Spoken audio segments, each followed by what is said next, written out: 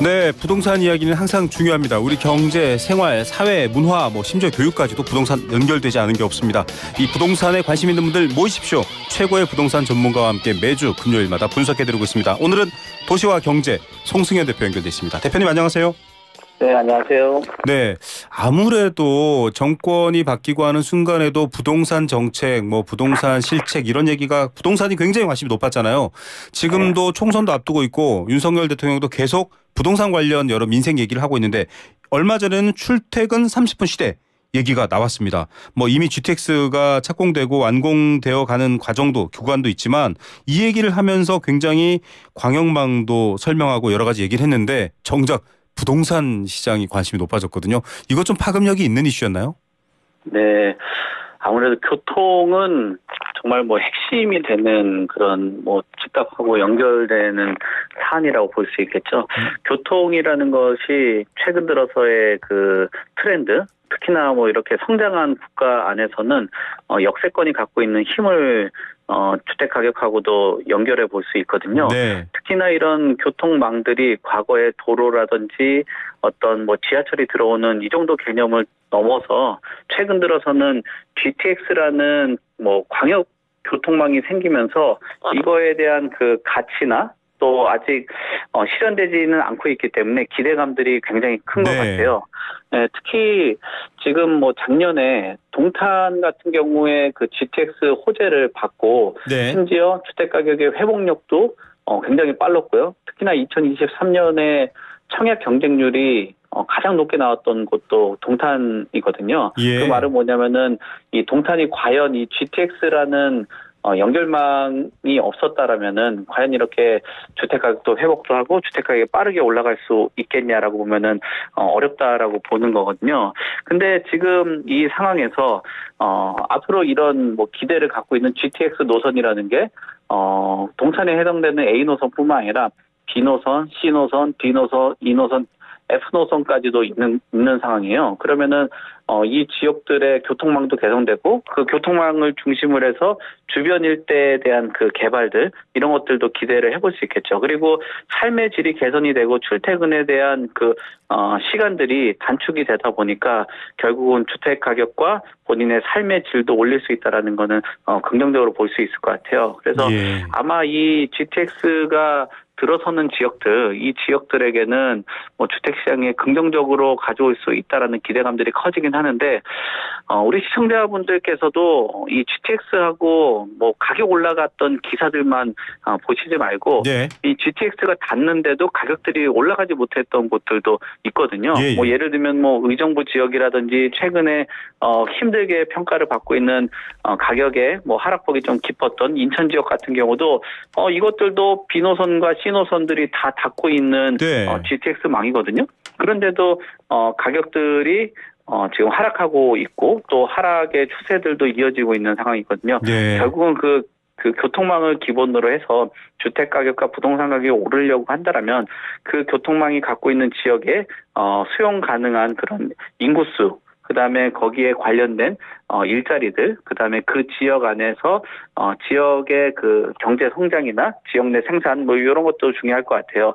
그래도 좀 호재로 볼 수 있는 지역이라고 본다라면은 그래도 평택 지역을 뽑는 경우들이 많은데 저도 일부 동의하는 부분이거든요. 그 부분을 왜 그런 이유를 드냐면은 지금 A, B, C, D, E 노선이라는 것들이 F 노선까지 쭉 나열은 했지만 사실 이게 실현 가능한 그 노선마다도 A, B, C, D, E, F라는 사실상 그 등급을 매기는 듯한 그런 노선들로 되어 있고요. 그다음에 용인하고 동탄에 최근에 그 삼성을 비롯한 반도체 클러스터가 생기는데 여기 평택도 있거든요.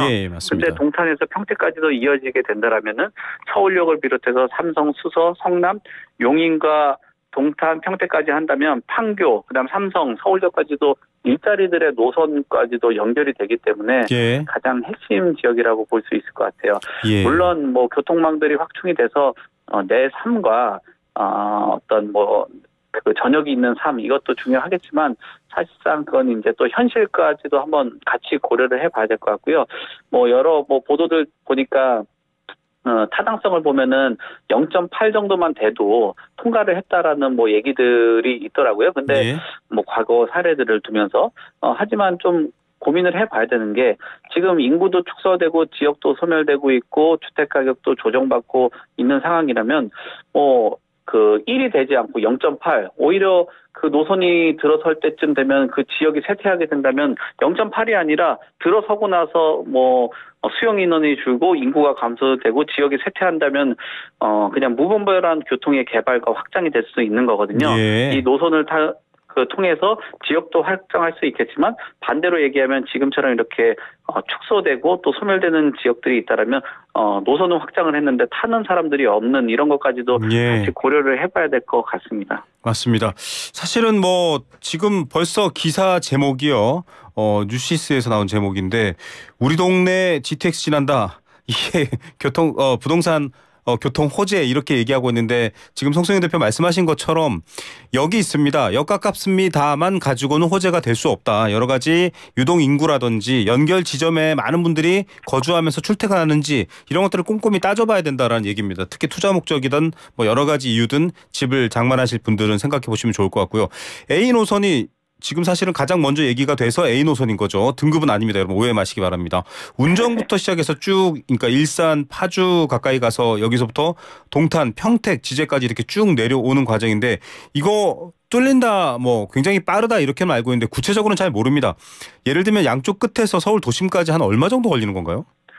지금 시간으로 본다라면은 그 동탄에서 수서까지는 한 19분대, 그 다음에 삼성까지는 얘기로는 한 25분. 그 끝에서 끝 정도라고 본다라면은 1시간도 안 걸리는 그런 그 시간이다 보니까 굉장히 중요하다라고 볼 수 있겠죠. 예. 그 시간적인 부분뿐만 아니라 보통 우리가 교통을 할 때 그 마찰되는 것처럼 그 교통망들이 많고 분포도가 많은 지역 같은 경우 빠르게 통과하기가 어렵거든요. 그렇죠. 근데 그 A 노선의 그 처음과 끝에 해당되는 곳들에서 서울역과 삼성 이런 가장 핵심인 지역들 그리고 보면은 그 지하로 아마 뚫게 되겠지만 이 한강을 건너는 이 시간까지도 단축하게 된다라면 교통 체증 그리고 진짜 이 운정 그다음에 일산 그다음에 성남 이런 지역 같은 경우는 사실상 인구수가 굉장히 많거든요. 그렇죠. 그러니까 성남도 100만이 넘고 용인도 100만이 넘고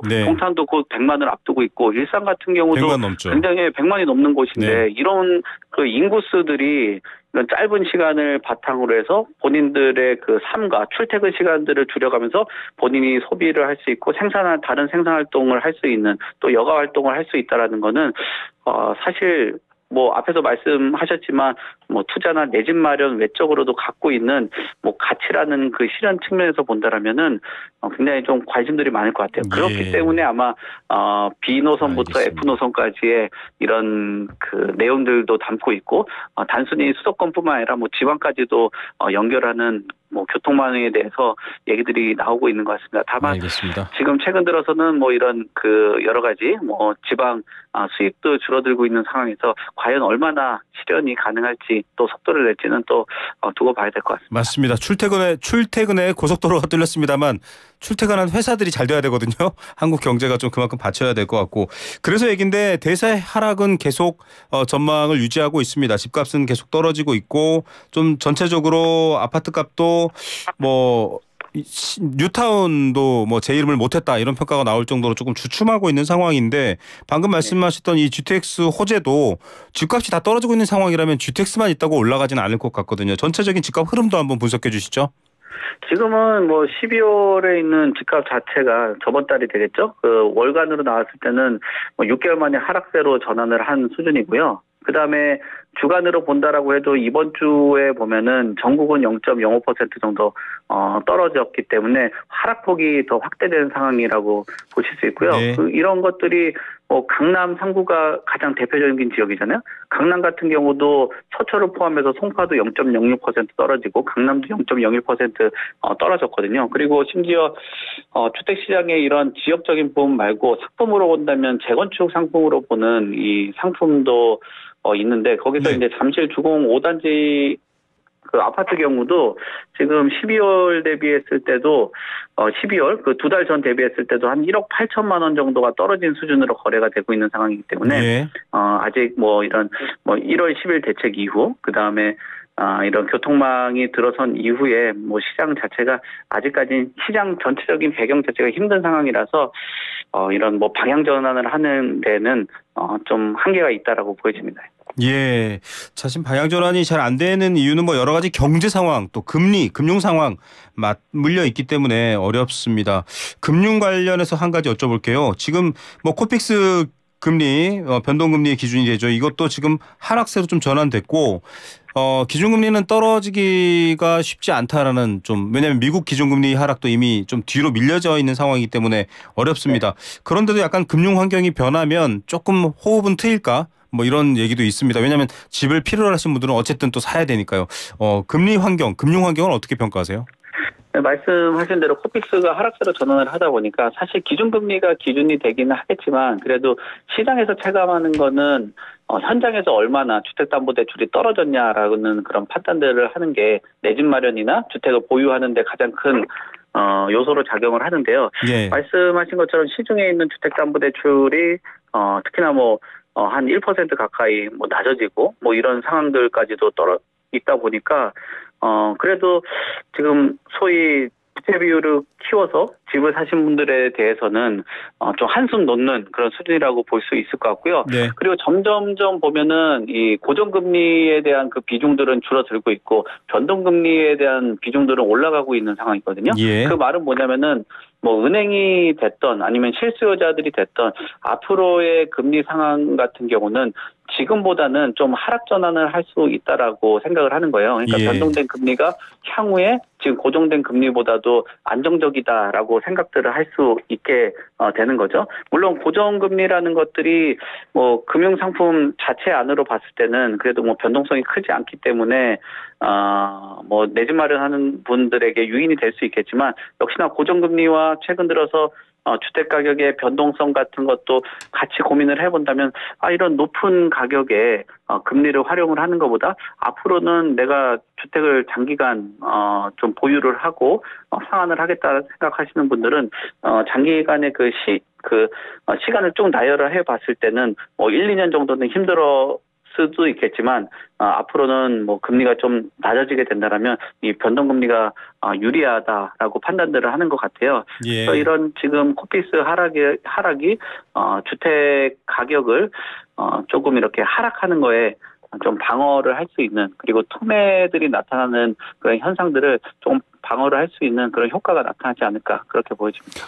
예, 또 정말 여러 가지 조건만 맞는다면 필요하신 분들은 정책금융들 많이 있죠. 보금자리론도 있고요. 그런 것들도 좀 적극 알아보시고요. 또 투자 목적으로 부동산을 보시는 분들도 중요합니다. 그분들도 여러 가지 방금 송승효 대표가 말씀해 주신 조건과 상황들도 꼼꼼히 따져보셔야 될 것 같습니다.